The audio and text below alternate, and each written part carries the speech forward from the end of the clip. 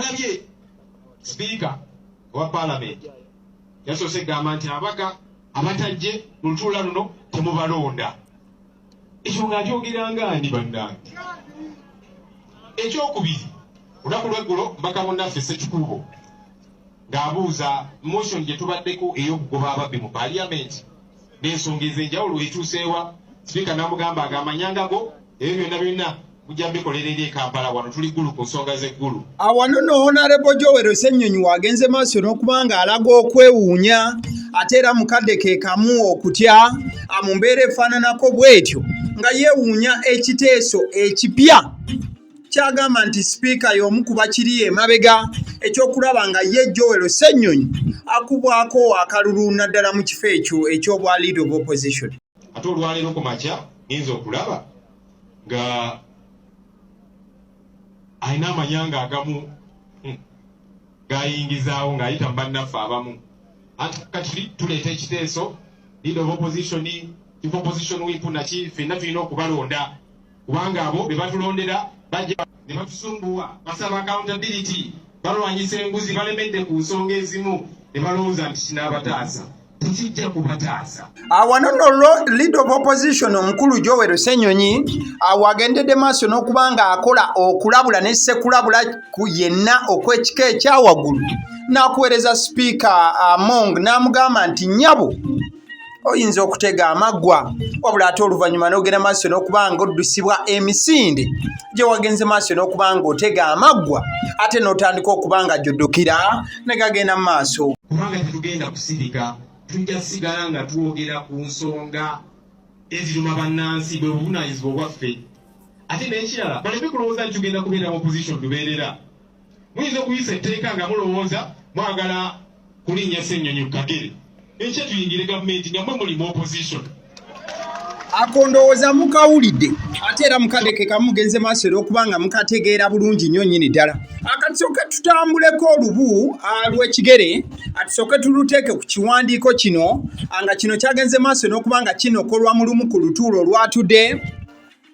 Speaker we yagambidde nti this session is devoted for the people of Northern Uganda and for us to discuss issues regarding the Greater North. Let us have respect for the people of the Greater North. We should learn to have respect. Issues that don't concern this region shouldn't be issues be discussed.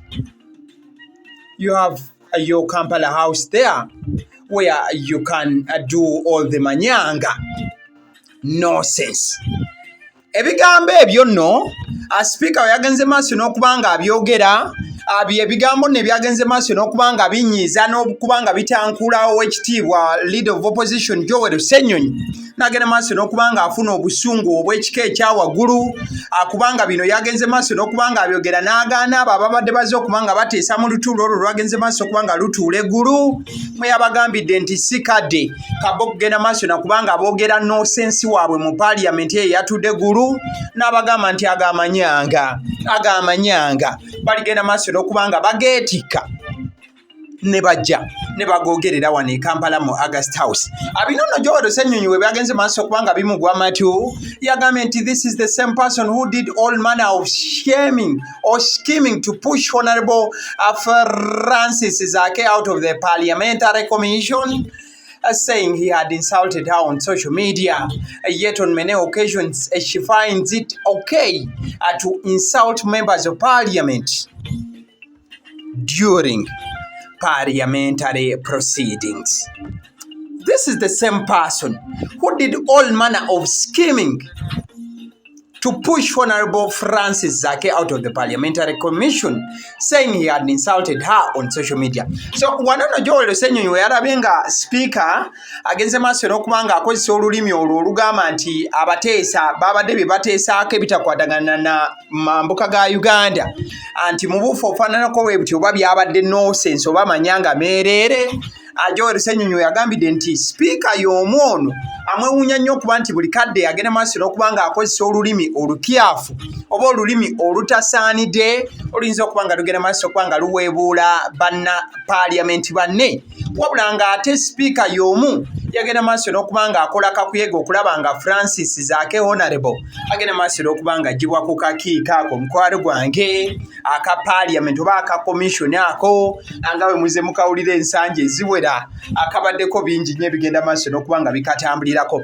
So bigambo nno byabadde bya Leader of Opposition Joel Ssenyonyi ng'agenda maaso n'okubanga yeemulugunya ku sipiika. Ojja kujjukira nti ye Joel Ssenyonyi yagaana ne Sekugaana yena okubanga agenda maaso n'okubanga ayambuka mambuka ga Uganda okubaako okuteesa kwonna kwagenda maaso okubanga akola mu bufu obufaananako bwe butyo. Wabula twabadde tuli awo katusooka tusome ebigambo bino just eno koti ya bigambo ebyagenze maaso okubanga byogerebwa omukulu Richard Lumu ngono MP wa Mityana South. Ayagambye nti election is the epitome of democracy. I am a Catholic. There is an election of the Pope, the highest and respected leader in the world. If there is an election there, there must be an election here. We are in the opposition. We were elected and we also elected you, Speaker, the very reason why you are seated in that seat.